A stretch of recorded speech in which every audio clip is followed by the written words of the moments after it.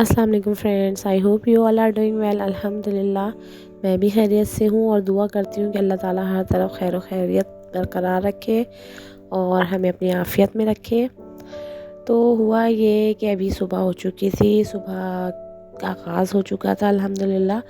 तो जो है बच्चों ने फरमाइश की थी कि पराठा बना के दें और अंडा बना के दें। हालांकि गर्मी बहुत ज़्यादा हो रही थी, मेरी तबीयत भी सही नहीं थी, तो बस बच्चों की फरमाइश पे। वैसे तो बच्चे मेरे नाश्ता करते ही नहीं हैं गर्मियों में, ज़्यादातर वो लोग मिल्क शेक वगैरह और जूसेस या लस्सी ये चीज़ें उन्हें चाहिए होती हैं। लेकिन आज उन्होंने फरमाइश की तो मैंने ये सोच के फिर उनके लिए बना दिया था अंडा पराठा। मेरी असल में कल से बहुत तबीयत ख़राब थी और मेरे लेफ़्ट हैंड में बहुत ज़्यादा दर्द था, तो मैं डॉक्टर के पास गई थी। उसने मेरा बीपी चेक किया, उसने मुझे टैबलेट दी और मैंने ये टैबलेट खाई है कैल्शियम की। और साथ में मेरे जो लेफ़्ट हैंड में इतना पेन हो रहा था ना, उसके लिए मैंने एनाल्जेसिक क्रीम लगाई थी। इतनी ज़बरदस्त क्रीम है ना कि बस मेरे 1 घंटे में दर्द बिल्कुल गायब हो गया था। दर्द तो मेरा सही हो गया था, लेकिन मुझे चक्कर बहुत ज़्यादा आ रहे थे। तो फिर मैं डॉक्टर के पास गई, तो उन्होंने जो है मुझे बीपी लो का बता के फिर उन्होंने कहा आप कैल्सी वगैरह यूज़ करें, ये 1000 सीसी की ये टैबलेट वगैरह लें। तो वो मैंने ली, तो अब अल्हम्दुलिल्लाह अल्लाह का शुक्र है सही है। वैसे तो मैं टैबलेट ना यूजुअली खाती भी रहती हूँ, क्योंकि हमें ख़वातीन को ये खानी चाहिए, क्योंकि वक्त के साथ हमारी हड्डियाँ जो होती हैं कमज़ोर हो जाती हैं, विटामिन डी की कमी हो जाती है। तो हमें कैल्शियम का, विटामिन डी का इंटेक रखना चाहिए लाजमी। तो बस मैंने अपना ट्रीटमेंट कर लिया था। फिर बच्चों की फरमाइश थी, फ़ातिमा काफ़ी दिन से गई थी मुझे या तो वाटर पार्क लेके चले या स्विमिंग पूल बुला के दें। तो मैंने कहा पानी बहुत ज़्यादा ख़र्च होता है, लेकिन असल में हुआ ये कि कल हमारे घर ना पानी ख़त्म हो गया था, टंकी में, टैंक में ख़त्म हो गया था। तो जो है वैसे तो अल्हम्दुलिल्लाह मेरे घर में कोई पानी वगैरह की लोड शेडिंग नहीं होती, ना ही इलेक्ट्रिक की लोड शेडिंग होती है। लेकिन कल पता नहीं क्या हुआ था कि वो पानी ख़त्म हो गया। तो फिर जो है हमने टैंकर डलवा लिया था, तो फिर आज सुबह में ही पानी इतना ज़्यादा आ गया था माशाल्लाह से।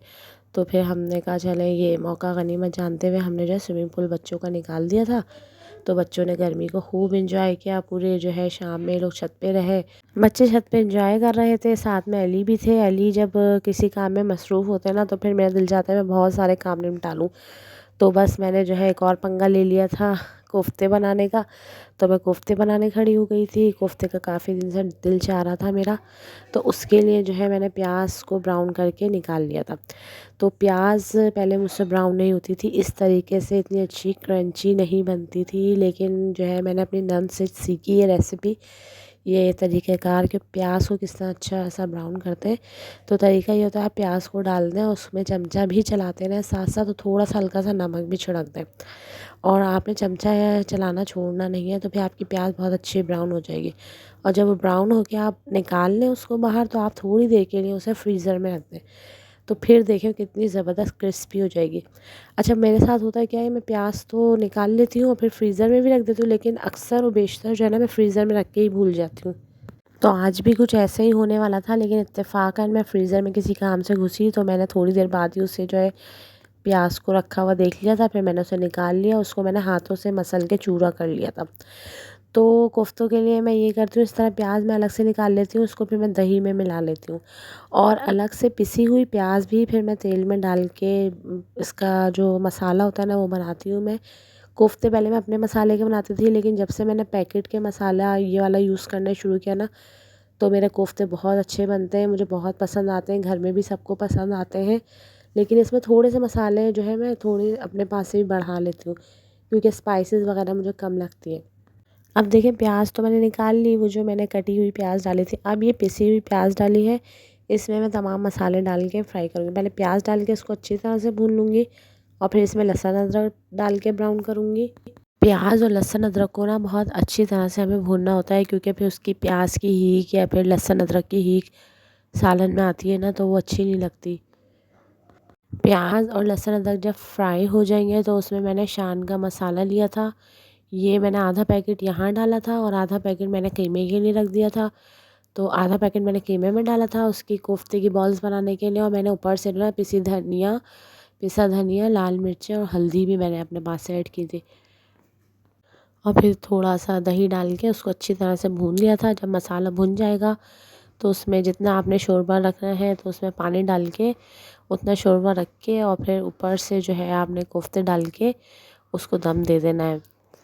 अब साथ में जो है मैंने प्याज निकाल ली थी फ्रीज़र से, जो मैंने फ्राई करके रखी थी उसको मैंने चूरा कर लिया था, क्योंकि वो फिर मैं आखिर में जब बिल्कुल कोफ्ते रेडी हो जाते हैं ना, तो फिर मैं ऊपर से दही में मिला के उसको और ऊपर से दम पे डाल देती हूँ। ख़वातीन जब किचन में काम कर रही होती है ना, तो फिर वो एक काम नहीं कर रही होती, उसके साथ साथ बहुत सारे काम निपटा रही होती है। लेकिन देखने वाले को तो सिर्फ यही लग रहा होता है कि जो है एक डिश बनी है, भाई हमारे घर में आज यही बना है। हालांकि हम साथ में जो है लोगों की पसंद का भी ख्याल रख रहे होते हैं, बर्तन भी धुल रहे होते हैं, क्लीनिंग भी चल रही होती है किचन की, और जो है खाना भी बन रहा होता है, बाज़ दफ़ा रोटी भी साथ साथ बन रही होती है।